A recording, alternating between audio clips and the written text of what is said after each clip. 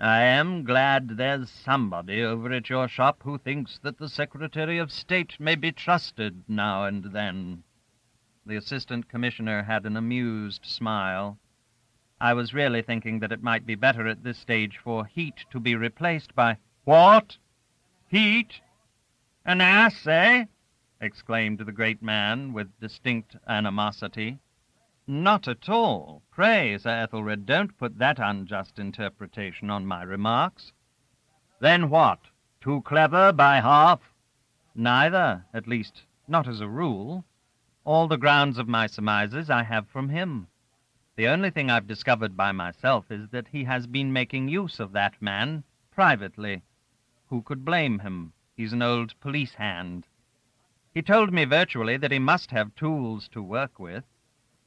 It occurred to me that this tool should be surrendered to the Special Crimes Division as a whole, instead of remaining the private property of Chief Inspector Heat. I extend my conception of our departmental duties to the suppression of the secret agent. But Chief Inspector Heat is an old departmental hand. He would accuse me of perverting its morality and attacking its efficiency. He would define it bitterly as protection extended to the criminal class of revolutionists. It would mean just that to him. "Yes, but what do you mean?" "I mean to say first that there's but poor comfort in being able to declare that any given act of violence, damaging property, or destroying life is not the work of anarchism at all, but of something else altogether, some species of authorized scoundrelism. This, I fancy, is much more frequent than we suppose. Next, it's obvious that the existence of these people in the pay of foreign governments destroys, in a measure, the efficiency of our supervision. A spy of that sort can afford to be more reckless than the most reckless of conspirators. His occupation is free from all restraint. He's without as much faith as is necessary for complete negation, and without that much law as is implied in lawlessness. Thirdly, the existence of these spies amongst the revolutionary groups, which we are reproached for harboring here, does away with all certitude. You have received a reassuring statement from Chief Inspector Heat some time ago. It was by no means groundless, and yet this episode happens. I call it an episode because this affair, I make bold to say, is episodic. It is no part of any general scheme, however wild. The very peculiarities which surprise and perplex Chief Inspector Heat establish its character in my eyes. I am keeping clear of details, Sir Ethelred." The personage on the hearthrug had been listening with profound attention. "Just so. Be as concise as you can." The Assistant Commissioner intimated by an earnest, deferential gesture that he was anxious to be concise.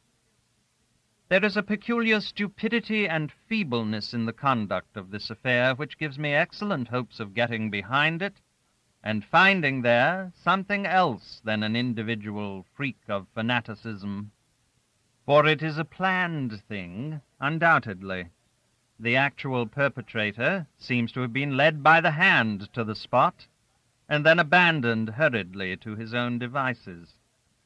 The inference is that he was imported from abroad for the purpose of committing this outrage.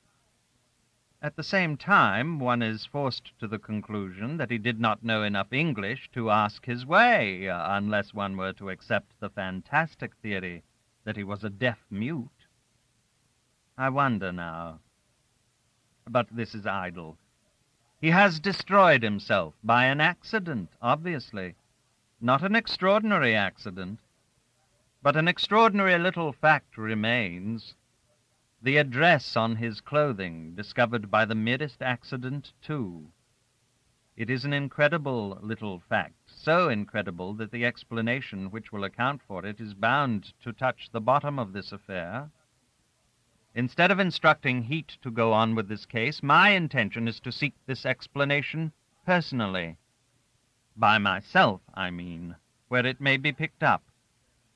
That is in a certain shop in Brett Street, and on the lips of a certain secret agent, once upon a time the confidential entrusted spy of the late Baron Stott-Wartenheim, ambassador of a great power to the court of St. James. The assistant commissioner paused, then added, "Those fellows are a perfect pest." In order to raise his drooping glance to the speaker's face, the personage on the hearth-rug had gradually tilted his head farther back, which gave him an aspect of extraordinary haughtiness. "Why not leave it to Heat?" "Because he is an old departmental hand. They have their own morality. My line of inquiry would appear to him an awful perversion of duty. For him the plain duty is to fasten the guilt upon as many prominent anarchists as he can on some slight indications he has picked up in the course of his investigation on the spot. Whereas I, he would say, am bent upon vindicating their innocence. I am trying to be as lucid as I can in presenting this obscure matter to you without details." "He would he?" muttered the proud head of Sir Ethelred from its lofty elevation. "I am afraid so, with an indignation and disgust of which you or I can have no idea. He's an excellent servant. We must not put an undue strain on his loyalty. That's always a mistake. Besides, I want a free hand, a freer hand than it would be perhaps advisable to give Chief Inspector Heat. I haven't the slightest wish to spare this man Verloc. He will, I imagine, be extremely startled to find his connection with this affair, whatever it may be, brought home to him so quickly. Frightening him will not be very difficult. But our true objective lies behind him somewhere. I want your authority to give him such assurance of personal safety as I may think proper." "Certainly," said the personage on the hearth-rug. "Find out as much as you can. Find it out in your own way." "I must set about it without loss of time this very evening," said the assistant commissioner. Sir Ethelred shifted one hand under his coat-tails, and tilting back his head, looked at him steadily.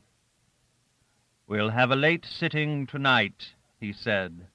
"Come to the house with your discoveries if we are not gone home. I'll warn Toodles to look out for you. He'll take you into my room." The numerous family and the wide connections of the youthful-looking private secretary cherished for him the hope of an austere and exalted destiny. Meantime, the social sphere he adorned in his hours of idleness chose to pet him under the above nickname, and Sir Ethelred, hearing it on the lips of his wife and girls every day, mostly at breakfast time, had conferred upon it the dignity of unsmiling adoption. The assistant commissioner was surprised and gratified extremely. "I shall certainly bring my discoveries to the house, on the chance of you having the time to—" "I won't have the time," interrupted the great personage, "but I will see you. I haven't the time now. And you are going yourself?" "Yes, Sir Ethelred, I think it the best way." The personage had tilted his head so far back that, in order to keep the assistant commissioner under his observation, he had to nearly close his eyes. Ah. And how do you propose? Will you assume a disguise?" "Hardly a disguise. I'll change my clothes, of course." "Of course," repeated the great man with a sort of absent-minded loftiness. He turned his big head slowly, and over his shoulder gave a haughty, oblique stare to the ponderous marble timepiece with the sly, feeble tick. The gilt hands had taken the opportunity to steal through no less than 25 minutes behind his back. The assistant commissioner, who could not see them, grew a little nervous in the interval, but the great man presented to him a calm and undismayed face. "Very well," he said, and paused as if in deliberate contempt of the official clock. "But what first put you in motion in this direction?" "I have been always of opinion," began the assistant commissioner. "Ah, yes, opinion. That's of course. But the immediate motive? What shall I say, Sir Ethelred? A new man's antagonism to old methods, a desire to know something at first hand, some impatience. It's my old work, but the harness is different. It has been chafing me a little in one or two tender places. I hope you'll get on over there, said the great man kindly, extending his hand, soft to the touch, but broad and powerful like the hand of a glorified farmer. The assistant commissioner shook it and withdrew. In the outer room, Toodles, who had been waiting perched on the edge of a table, advanced to meet him, subduing his natural buoyancy. "Well, satisfactory?" he asked with airy importance. "Perfectly. You've earned my undying gratitude," answered the assistant commissioner, whose long face looked wooden in contrast with the peculiar character of the other's gravity, which seemed perpetually ready to break into ripples and chuckles. "Well, that's all right. But seriously, you can't imagine how irritated he is by the attacks on his bill for the nationalization of fisheries. They call it the beginning of social revolution. Of course, it is a revolutionary measure, but these fellows have no decency. The personal attacks." "I read the papers," remarked the assistant commissioner. "Odious, eh? And you have no notion what a mass of work he has got to get through every day. He does it all himself. Seems unable to trust anyone with these fisheries. And yet he's given a whole half-hour to the consideration of my very small sprat," interjected the assistant commissioner. "Small? Is it? I'm glad to hear that. But it's a pity you didn't keep away, then. This fight takes it out of him frightfully. The man's getting exhausted. I feel it by the way he leans on my arm as we walk over. And I say, is he safe in the streets? Mullins has been marching his men up here this afternoon. There's a constable stuck by every lamp-post, and every second person we meet between this and Palace Yard is an obvious tech. It will get on his nerves presently. I say, these foreign scoundrels aren't likely to throw something at him, are they? It would be a national calamity. The country couldn't spare him." "Not to mention yourself. He leans on your arm," suggested the assistant commissioner soberly. "You would both go." "It would be an easy way for a young man to go down into history. Not so many British ministers have been assassinated as to make it a minor incident. But seriously now, I am afraid that if you want to go down into history, you'll have to do something for it. Seriously, there's no danger whatever for both of you but from overwork." The sympathetic Toodles welcomed this opening for a chuckle. "The fisheries won't kill me. I'm used to late hours," he declared with ingenuous levity. But feeling an instant compunction, he began to assume an air of statesmanlike moodiness, as one draws on a glove. "His massive intellect will stand any amount of work. It's his nerves that I am afraid of. The reactionary gang, with that abusive brute Cheeseman at their head, insult him every night." "If he will insist on beginning a revolution," murmured the assistant commissioner. "The time has come, and he is the only man great enough for the work," protested the revolutionary Toodles, flaring up under the calm, speculative gaze of the assistant commissioner. Somewhere in a corridor a distant bell tinkled urgently, and with devoted vigilance the young man pricked up his ears at the sound. "He's ready to go now," he exclaimed in a whisper, snatched up his hat, and vanished from the room. The assistant commissioner went out by another door in a less elastic manner. Again he crossed the wide thoroughfare, walked along a narrow street, and re-entered hastily his own departmental buildings. He kept up this accelerated pace to the door of his private room. Before he had closed it fairly, his eyes sought his desk. He stood still for a moment, then walked up, looked all round on the floor, sat down in his chair, rang a bell, and waited. "Chief Inspector Heat gone yet?" "Yes, sir. Went away half an hour ago. He nodded. That will do. And sitting still with his hat pushed off his forehead, he thought that it was just like Heat's confounded cheek to carry off quietly the only piece of material evidence. But he thought this without animosity. Old and valued servants will take liberties. The piece of overcoat with the address sewn on was certainly not a thing to leave about.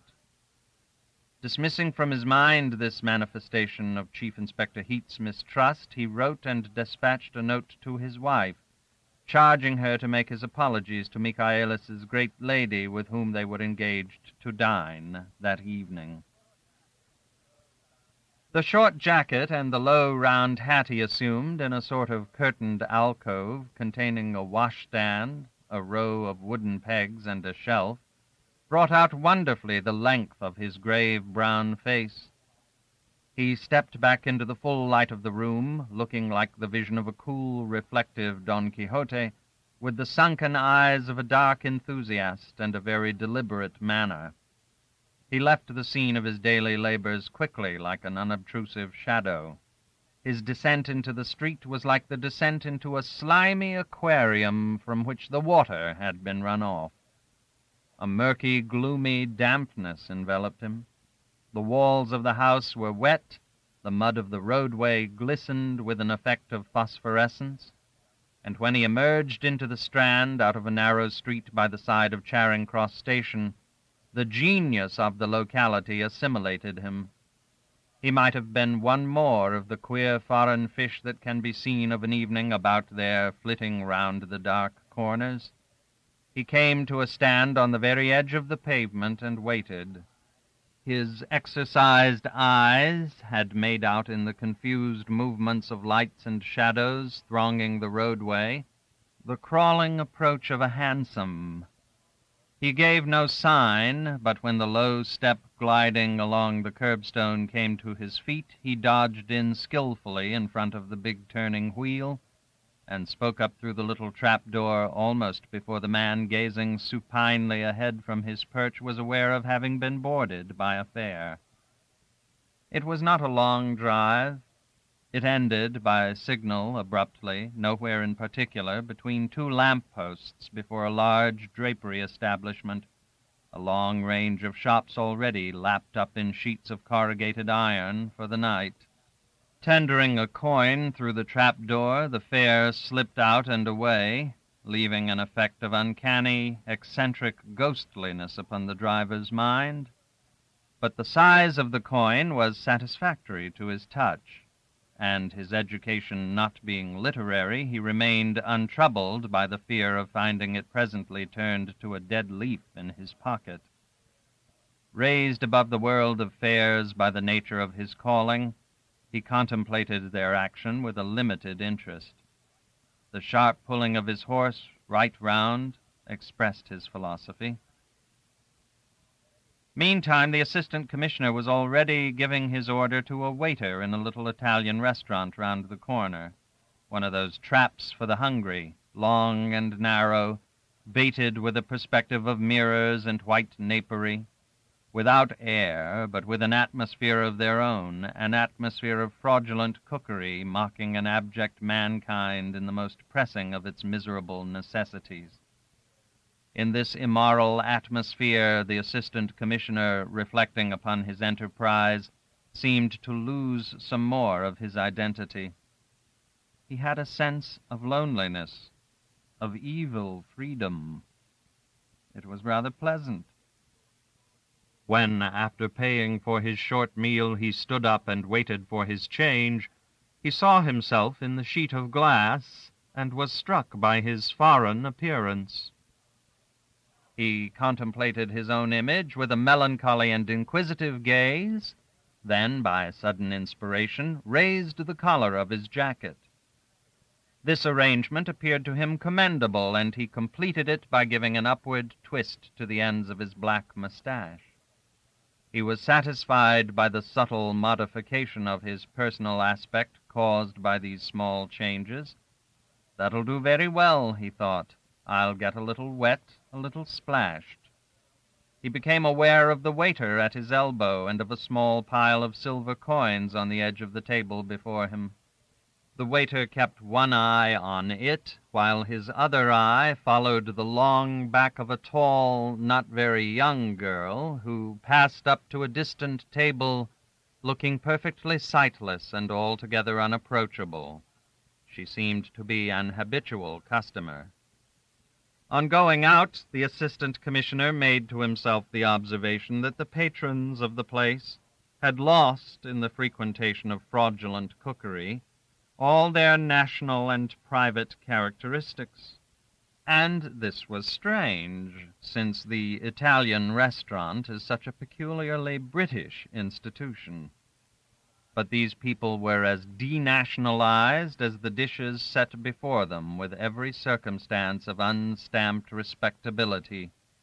Neither was their personality stamped in any way, professionally, socially, or racially. They seemed created for the Italian restaurant, unless the Italian restaurant had been perchance created for them. But that last hypothesis was unthinkable, since one could not place them anywhere outside those special establishments.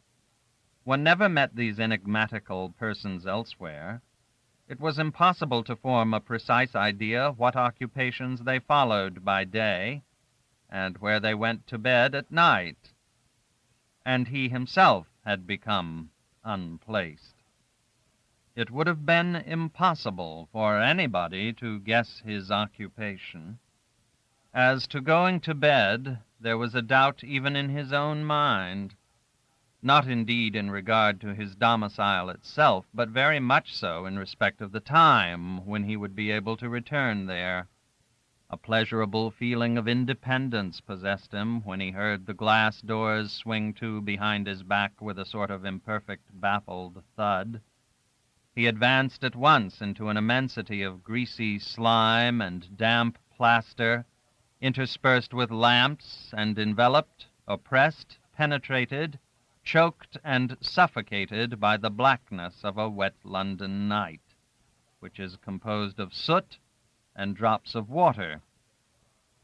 Brett Street was not very far away. It branched off, narrow, from the side of an open triangular space, surrounded by dark and mysterious houses, temples of petty commerce emptied of traders for the night. Only a fruiterer's stall at the corner made a violent blaze of light and color. Beyond, all was black, and the few people passing in that direction vanished at one stride beyond the glowing heaps of oranges and lemons. No footsteps echoed. They would never be heard of again. The adventurous head of the Special Crimes Department watched these disappearances from a distance with an interested eye. He felt light-hearted, as though he had been ambushed all alone in a jungle many thousands of miles away from departmental desks and official inkstands. This joyousness and dispersion of thought before a task of some importance seems to prove that this world of ours is not such a very serious affair after all. For the assistant commissioner was not constitutionally inclined to levity. The policeman on the beat projected his somber and moving form against the luminous glory of oranges and lemons, and entered Brett Street without haste. The assistant commissioner, as though he were a member of the criminal classes, lingered out of sight, awaiting his return. But this constable seemed to be lost forever to the force. He never returned, must have gone out at the other end of Brett Street. The assistant commissioner, reaching this conclusion, entered the street in his turn, and came upon a large van arrested in front of the dimly lit window panes of a carter's eating-house. The man was refreshing himself inside, and the horses, their big heads lowered to the ground, fed out of nose-bags steadily. Farther on the opposite side of the street, another suspect patch of dim light issued from Mr. Verloc's shop front, hung with papers, heaving with vague piles of cardboard boxes and the shapes of books. The assistant commissioner stood observing it across the roadway. There could be no mistake. By the side of the front window, encumbered by the shadows of nondescript things, the door, standing ajar, let escape on the pavement a narrow, clear streak of gaslight within. Behind the assistant commissioner, the van and horses, merged into one mass, seemed something alive, a square-backed black monster blocking half the street, with sudden iron-shod stampings, fierce jingles, and heavy blowing sighs. The harshly festive, ill-omened glare of a large and prosperous public house faced the other end of Brett Street, across a wide road. This barrier of blazing lights, opposing the shadows gathered about the humble abode of Mr. Verloc's domestic happiness, seemed to drive the obscurity of the street back upon itself, make it more sullen, brooding, and sinister.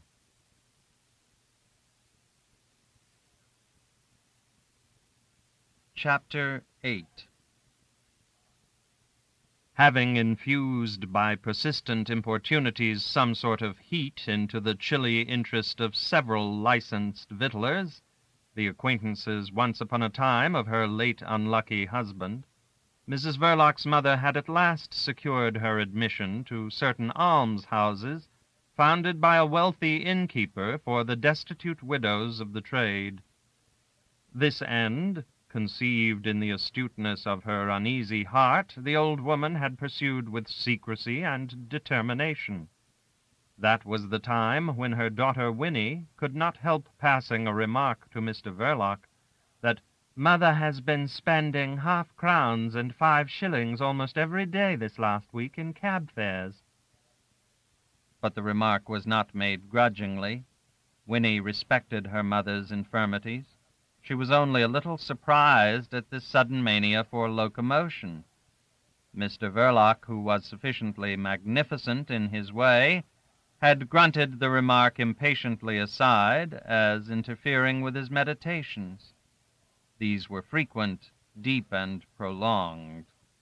They bore upon a matter more important than 5 shillings, distinctly more important, and beyond all comparison more difficult to consider in all its aspects with philosophical serenity. Her object attained in astute secrecy, the heroic old woman had made a clean breast of it to Mrs. Verloc. Her soul was triumphant and her heart tremulous. Inwardly she quaked because she dreaded and admired the calm, self-contained character of her daughter Winnie, whose displeasure was made redoubtable by a diversity of dreadful silences. But she did not allow her inward apprehensions to rob her of the advantage of venerable placidity conferred upon her outward person by her triple chin, the floating ampleness of her ancient form, and the impotent condition of her legs. The shock of the information was so unexpected that Mrs. Verloc, against her usual practice when addressed, interrupted the domestic occupation she was engaged upon. It was the dusting of the furniture in the parlor behind the shop. She turned her head towards her mother. "Whatever did you want to do that for?" she exclaimed in scandalized astonishment. The shock must have been severe to make her depart from that distant and uninquiring acceptance of facts which was her force and her safeguard in life. "Weren't you made comfortable enough here?" She had lapsed into these inquiries, but next moment she saved the consistency of her conduct by resuming her dusting while the old woman sat scared and dumb under her dingy white cap and lusterless dark wig. Winnie finished the chair and ran the duster along the mahogany at the back of the horsehair sofa on which Mr. Verloc loved to take his ease in hat and overcoat. She was intent on her work, but presently she permitted herself another question. "How in the world did you manage it, Mother?" As not affecting the inwardness of things, which it was Mrs. Verloc's principle to ignore, this curiosity was excusable. It bore merely on the methods. The old woman welcomed it eagerly as bringing forward with something that could be talked about with much sincerity. She favored her daughter by an exhaustive answer, full of names, and enriched by side comments upon the ravages of time, as observed in the alteration of human countenances. The names were principally the names of licensed victuallers. "Poor Daddy's friends, my dear." She enlarged with special appreciation on the kindness and condescension of a large brewer, a baronet and an MP, the chairman of the governors of the charity.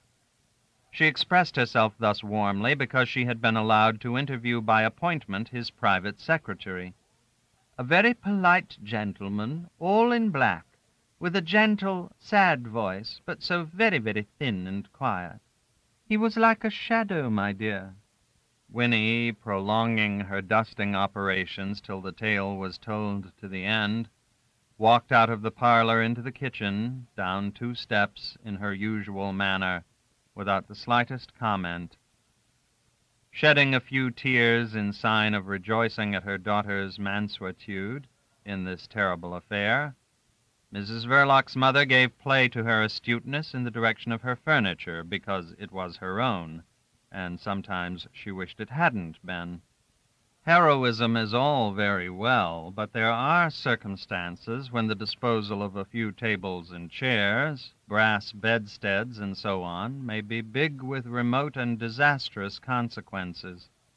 She required a few pieces herself, the foundation which after many importunities had gathered her to its charitable breast, giving nothing but bare planks and cheaply papered bricks to the objects of its solicitude. The delicacy guiding her choice to the least valuable and most dilapidated articles passed unacknowledged, because Winnie's philosophy consisted in not taking notice of the inside of facts. She assumed that Mother took what suited her best. As to Mr. Verloc, his intense meditation, like a sort of Chinese wall, isolated him completely from the phenomena of this world of vain effort and illusory appearances. Her selection made, the disposal of the rest became a perplexing question in a particular way. She was leaving it in Brett Street, of course, but she had 2 children. Winnie was provided for by her sensible union with that excellent husband, Mr. Verloc. Stevie was destitute and a little peculiar. His position had to be considered before the claims of legal justice and even the promptings of partiality. The possession of the furniture would not be in any sense a provision. He ought to have it, the poor boy, but to give it to him would be like tampering with his position of complete dependence. It was a sort of claim which she feared to weaken. Moreover, the susceptibilities of Mr. Verloc would perhaps not brook being beholden to his brother-in-law for the chairs he sat on. In a long experience of gentlemen lodgers, Mrs. Verloc's mother had acquired a dismal but resigned notion of the fantastic side of human nature. What if Mr. Verloc suddenly took it into his head to tell Stevie to take his blessed sticks somewhere out of that? A division, on the other hand, however carefully made, might give some cause of offense to Winnie. No, Stevie must remain destitute and dependent. And at the moment of leaving Brett Street, she had said to her daughter, "No use waiting till I'm dead, is there? Everything I leave here is altogether your own now, my dear." Winnie, with her hat on, silent behind her mother's back, went on arranging the collar of the old woman's cloak. She got her handbag, an umbrella, with an impassive face. The time had come for the expenditure of the sum of 3 6 on what might well be supposed the last cab drive of Mrs. Verloc's mother's life. They went out at the shop door. The conveyance awaiting them would have illustrated the proverb that truth can be more cruel than caricature, if such a proverb existed. Crawling behind an infirm horse, a metropolitan hackney carriage drew up on wobbly wheels, and with a maimed driver on the box. This last peculiarity caused some embarrassment. Catching sight of a hooked iron contrivance protruding from the left sleeve of the man's coat, Mrs. Verloc's mother lost suddenly the heroic courage of these days. She really couldn't trust herself. "What do you think, Winnie?" She hung back. The passionate expostulations of the big-faced cabman seemed to be squeezed out of a blocked throat. Leaning over from his box, he whispered with mysterious indignation, "What was the matter now? Was it possible to treat a man so?" His enormous and unwashed countenance flamed red in the muddy stretch of the street. "Was it likely they would have given him a license?" he inquired desperately, "if—" The police constable of the locality quieted him by a friendly glance, then addressing himself to the two women without marked consideration, said, "He's been driving a cab for 20 years. I never knew him to have an accident." "Accident!" shouted the driver in a scornful whisper. The policeman's testimony settled it. The modest assemblage of 7 people, mostly under age, dispersed. Winnie followed her mother into the cab. Stevie climbed on the box. His vacant mouth and distressed eyes depicted the state of his mind in regard to the transactions which were taking place. In the narrow streets, the progress of the journey was made sensible to those within by the near fronts of the houses gliding past slowly and shakily, with a great rattle and jingling of glass, as if about to collapse behind the cab, and the infirm horse, with the harness hung over his sharp backbone flapping very loose about his thighs, appeared to be dancing mincingly on his toes with infinite patience. Later on, in the wider space of Whitehall, all visual evidences of motion became imperceptible. The rattle and jingle of glass went on indefinitely in front of the long Treasury building, and time itself seemed to stand still. At last Winnie observed, "This isn't a very good horse." Her eyes gleamed in the shadow of the cab straight ahead, immovable. On the box, Stevie shut his vacant mouth first in order to ejaculate earnestly, "Don't!" The driver, holding high the reins twisted around the hook, took no notice. Perhaps he had not heard. Stevie's breast heaved. "Don't whip!" The man turned slowly, his bloated and sodden face of many colors bristling with white hairs. His little red eyes glistened with moisture. His big lips had a violet tint. They remained closed. With the dirty back of his whip hand, he rubbed the stubble sprouting on his enormous chin. "You mustn't," stammered out Stevie violently. "It hurts." "Mustn't whip?" queried the other in a thoughtful whisper, and immediately whipped. He did this not because his soul was cruel and his heart evil, but because he had to earn his fare. And for a time the walls of St. Stephen's, with its towers and pinnacles, contemplated in immobility and silence a cab that jingled. It rolled, too, however, but on the bridge there was a commotion. Stevie suddenly proceeded to get down from the box. There were shouts on the pavement, people ran forward, the driver pulled up, whispering curses of indignation and astonishment. Winnie lowered the window and put her head out, white as a ghost. In the depths of the cab, her mother was exclaiming in tones of anguish, "Is that boy hurt? Is that boy hurt?" Stevie was not hurt. He had not even fallen, but excitement, as usual, had robbed him of the power of connected speech. He could do no more than stammer at the window, "Too heavy! Too heavy!" Winnie put out her hand onto his shoulder. "Stevie, get up on the box directly, and don't try to get down again." "No, walk. Must walk." In trying to state the nature of that necessity, he stammered himself into utter incoherence. No physical impossibility stood in the way of his whim. Stevie could have managed easily to keep pace with the infirm, dancing horse without getting out of breath. But his sister withheld her consent decisively. "The idea! Who ever heard of such a thing? Run after a cab?" Her mother, frightened and helpless in the depths of the conveyance, entreated, "Oh, don't let him, Winnie. He'll get lost. Don't let him." "Certainly not. What next?"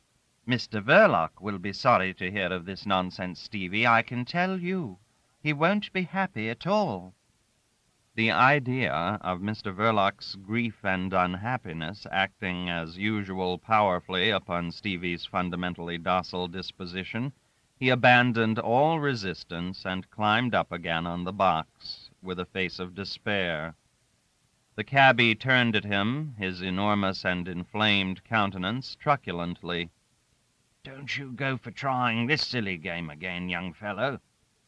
After delivering himself thus in a stern whisper, strained almost to extinction, he drove on, ruminating solemnly. To his mind, the incident remained somewhat obscure, but his intellect, though it had lost its pristine vivacity in the benumbing years of sedentary exposure to the weather, lacked not independence or sanity. Gravely, he dismissed the hypothesis of Stevie being a drunken young nipper. Inside the cab, the spell of silence in which the two women had endured shoulder to shoulder the jolting, rattling, and jingling of the journey had been broken by Stevie's outbreak. Winnie raised her voice. "You've done what you wanted, Mother. You'll have only yourself to thank for it if you aren't happy afterwards. And I don't think you'll be. That I don't. Weren't you comfortable enough in the house? Whatever people'll think of us, you throwing yourself like this on a charity." "My dear," screamed the old woman earnestly above the noise, "you've been the best of daughters to me. As to Mr. Verloc, there—" Words failing her on the subject of Mr. Verloc's excellence, she turned her old tearful eyes to the roof of the cab. Then she averted her head on the pretense of looking out of the window, as if to judge of their progress. It was insignificant, and went on close to the curbstone. Night, the early, dirty night, the sinister, noisy, hopeless, and rowdy night of South London, had overtaken her on her last cab drive. In the gaslight of the low-fronted shops, her big cheeks glowed with an orange hue under a black and mauve bonnet. Mrs. Verloc's mother's complexion had become yellow by the effect of age, and from a natural predisposition to biliousness, favored by the trials of a difficult and worried existence, first as wife, then as widow. It was a complexion that, under the influence of a blush, would take on an orange tint. And this woman, modest indeed, but hardened in the fires of adversity, of an age, moreover, when blushes are not expected, had positively blushed before her daughter. In the privacy of a four-wheeler, on her way to a charity cottage, one of a row, which by the exiguity of its dimensions and the simplicity of its accommodation might well have been devised in kindness as a place of training for the still more straitened circumstances of the grave, she was forced to hide from her own child a blush of remorse and shame. Whatever people will think. She knew very well what they did think. The people Winnie had in her mind, the old friends of her husband, and others, too, whose interest she had solicited with such flattering success. She had not known before what a good beggar she could be, but she guessed very well what inference was drawn from her application. On account of that shrinking delicacy which exists side by side with aggressive brutality in masculine nature, the inquiries into her circumstances had not been pushed very far. She had checked them by a visible compression of the lips and some display of an emotion determined to be eloquently silent, and the men would become suddenly incurious after the manner of their kind.